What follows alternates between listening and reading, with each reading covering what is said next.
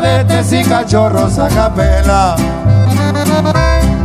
Se escuchaba si andaba contento Arturo el día que sea.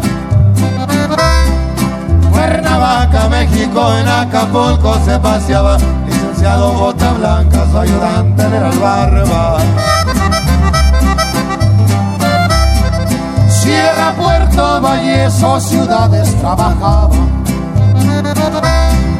Como el señor de los mares fue nombrado por los barcos que llegaban. Por el agua, por la tierra, por el aire coronaba. Desde abajo traía un polvo colombiano, fue de kilo a tonelada.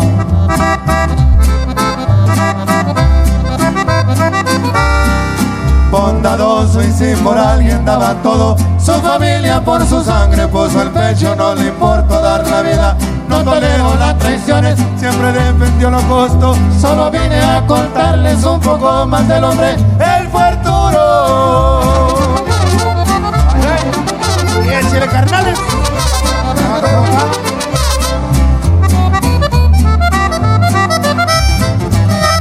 Así nada.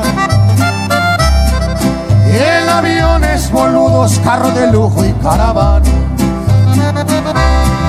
El menor de los hermanos ya lo esperaba allí en La Palma.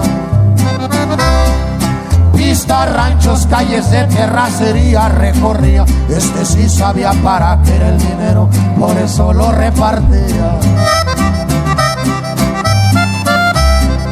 El recodo Juan Gabriel, Joan Sebastián en su sala. De etiqueta eran traje y un calzado, marca Mauri él pisaba. Extranjeras, damas de televisoras y modelos de revista. Los artistas y los grandes personajes para saludarlo hacían fila.